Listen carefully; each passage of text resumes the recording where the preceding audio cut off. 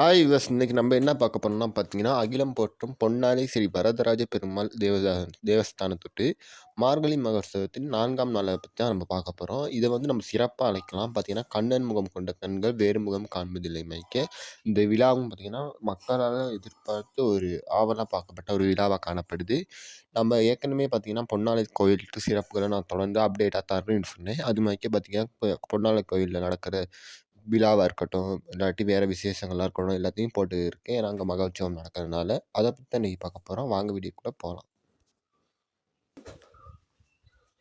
First of all பார்த்தீங்கன்னா, இங்க பார்த்தீங்கன்னா, பக்தர்கள் எளிதில வந்து உள்வாங்குற ஒரு கோயிலா இது காணப்படுது. ஏன்னா பார்த்தீங்கன்னா, இங்க பெருமாள் தான் இருக்காரு. அதாவது பார்த்தீங்கன்னா, விஷ்ணு பக்தர்கள் பார்த்தீங்கன்னா, ரொம்ப விரும்புற ஒரு இடமா தான் பார்த்தீங்கன்னா, பொன்னாலை வரதராஜ பெருமாள் காணப்படுது. எல்லாத்துக்கும் நமஸ்காரம். ஓம் நாராயண நமக அப்படின்னு சொல்லிட்டு துவங்குறேன். பார்த்தீங்கன்னா, வரதராஜ பெருமாளோட ஒரு சிறப்பான ஒரு பொற்பாதங்களை வணங்கி இந்த வீடியோ துவங்கலான்னு இருக்கேன். பார்த்தீங்கன்னா, மார்கழி மாதம்னாலே அது ஒரு தனி சுகம் தான். காலையிலேருந்து அந்த பனியில் நனைஞ்சிக்கிட்டு கோவிந்தா கோவிந்தான்னு சொல்லிட்டு நிறைய வேலை பார்த்தீங்கன்னா இந்த நேரத்தில் செய்வாங்க. அதாவது பஜனை வரதா இருக்கட்டும், இல்லாட்டி இந்த திருவிழாக்கள் செய்கிறதா இருக்கட்டும், எல்லாம் பார்த்தீங்கன்னா, இந்த பனி நிறைந்த ஒரு மழைக்காலத்தில் பார்த்தீங்கன்னா, இறைவனை வேண்டி பார்த்தீங்கன்னா, ரொம்பவே ஆர்வமாக பார்த்தீங்கன்னா செய்வாங்க. அது பார்த்தீங்கன்னா, இந்த நேரத்தில் பார்த்தீங்கன்னா நடக்குது. நாம் சிந்திக்கிற ஒரு விஷயம் இருக்குது பார்த்தீங்கன்னா, கண்ணன் முகம் கண்ட கண்கள் வேறு முகம் காணும்பதில்லை. அதுக்கு என்ன அர்த்தம்னு நீங்களும் தெரிவிப்பீங்க. இப்போ நம்மளும் பார்க்க போகிறோம். ஏன் இந்த பிடிவாதம்? நம்ம ஆழ்வார்கள் காத்தனே அவங்க சும்மா வந்து இதை சொல்லலைங்க. உலகத்தில் எத்தனையோ அழகான விஷயங்கள் இருக்குது.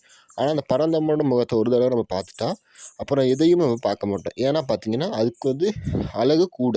அதனால தான் வரதராஜ பெருமாளோட முகத்தில் இருக்க அந்த பொன் சிரிப்பை பார்த்தோன்னே நிறைய பேருக்கு வந்து ஒரு புது சாதுரியம், புது சக்தி கிடைத்த மாதிரிக்கே இருக்குது.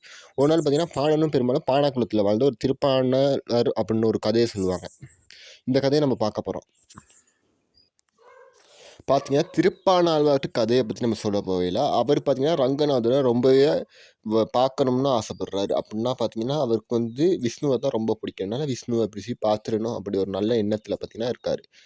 அவர் பார்த்தீங்கன்னா, திருமுகத்தை பார்க்காம அவருக்கு பதிலாக பாடல் ஒன்று பாடுறாரு. அதாவது பார்த்தீங்கன்னா, கொண்டல் வண்ணனை கோவலனாய் வெண்ணெய் உண்ட வாயன் என் உள்ளம் கவர்ந்தானை கண்ட கண்கள் மற்றொன்றினை காணாவே. அதாவது பார்த்தீங்கன்னா, இன்னொரு பாடுறேன்.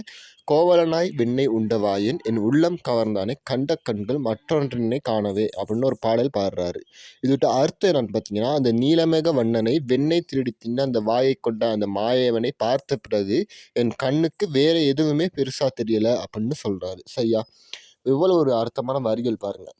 ஒரு பெண்ணோ இல்லாட்டி வேறு யாரையோ நம்ம இல்லாட்டி ஒரு வாகனத்தையோ பார்த்து ஒரு ஆசைப்படுறோம். ஆனால் பார்த்தீங்கன்னா, இவர் அந்த காலத்தில் வேறு எதையும் பற்றி ஆசைப்படாமல் இறைவன்ட்டு அந்த அழகை பார்த்து ஆசைப்பட்டு அவர்கிட்ட இதில் காலடியில் போய் சேரணும் ஒரு ஆசைப்பட்ட அந்த அர்த்தத்தை எவ்வளோ அழகாக வர்ணிக்கிறான்னு பாருங்கள். ரொம்பவே ஒரு ஆச்சரியமாக இருக்குது.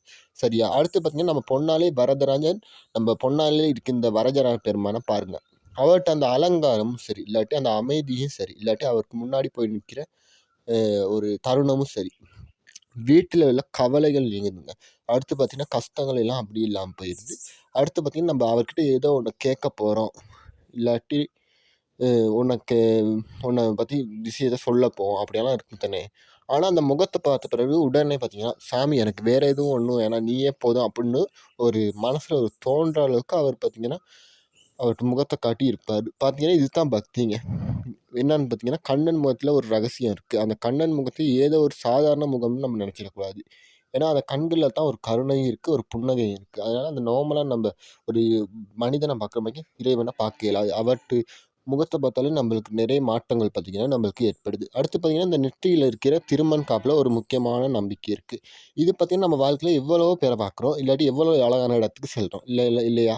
ஆனாலும் பார்த்தீங்கன்னா, கஷ்டம் வரும்போது பார்த்தீங்கன்னா, நமக்கு ஞாபகம் வராது அந்த பெருமானோட முகம் தான். ஏன்னா பார்த்தீங்கன்னா, ஒரு அம்மாவோட முகம் பார்த்தீங்கன்னா, குழந்தைக்கு தர்ற நிம்மதியை விட கோடிக்கணக்கான மடங்கு நிம்மதியை உண்மையான நிம்மதியை தர்றது இந்த வரதன்ட்டு முகம் தான் நம்ம சொல்லலாம். ஏன்னு பார்த்தீங்கன்னா, பகவான் சரணாகதி கண்டுட்டா அதுக்கு அர்த்தம் மொத்தம் சொல்கிறாங்க. கண்ணன் முகம் கண்ட கண்கள் வேறு முகம் காண்பதில்லை அப்படின்னு சொல்கிறதுக்கு அந்த ஒரு அர்த்தமும் ஒரு வழக்கமும் வந்துருச்சு. அடுத்து பார்த்திங்கன்னா, உலகில் இருக்க மாயை பார்த்திங்கன்னா பகட்டு அதெல்லாம் வந்து நம்ம பார்த்து ஏமாந்துடுறோம். இதுதான் உண்மையான வாழ்க்கை, நம்ம கார்பங்கள்லாம் பணம் அப்படின்னு அதை பார்த்து நம்ம உண்மையான வாழ்க்கை அப்படின்னு நினச்சிடுறோம். ஆனாலும் பார்த்திங்கன்னா, இதெல்லாம் பொய் அப்படின்னு சொல்லிட்டு தான் நம்ம வந்து போகிறோம். ஏன்னா பரமாத்மாவோட முகத்தை பார்த்துட்டு அடுத்து அதை பதிச்சுட்டா வெளியில் தெரிகிற எல்லா விஷயங்களும் நம்மளுக்கு போலின்னு தான் தோணும்.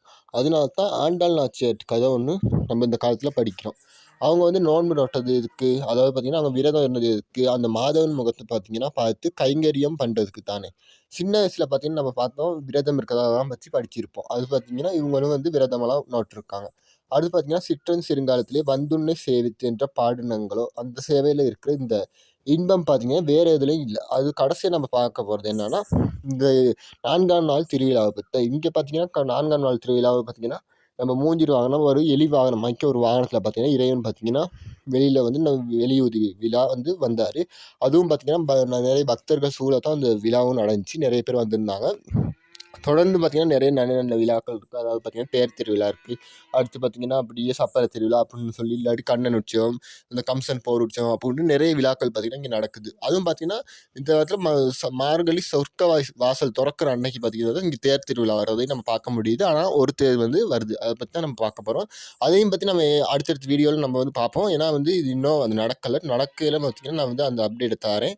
வீடியோ மறக்காமல் என்னோட சேனலை சப்ஸ்கிரைப் பண்ணி வைங்க. அப்போ நோட்டிஃபிகேஷன் உங்களுக்கு வரும். சரியா? அடுத்து பார்த்தீங்கன்னா, வரதராஜ பெருமாட்டு ஒரு முக்கியமான திருவிழான்னு சொல்லலாம். அதையும் நீங்கள் பார்க்கக்கூடியதாக இருக்கும். அடுத்து பார்த்தீங்கன்னா, வரதராஜ பெருமான் பார்த்தீங்கன்னா, நம்ம வந்து ஆசீர்வதிக்கிறோம் அப்படின்னு வேண்டிட்டு, அடுத்து பார்த்தீங்கன்னா, இந்த நீலமேக வண்ணன் இருக்காரு தானே.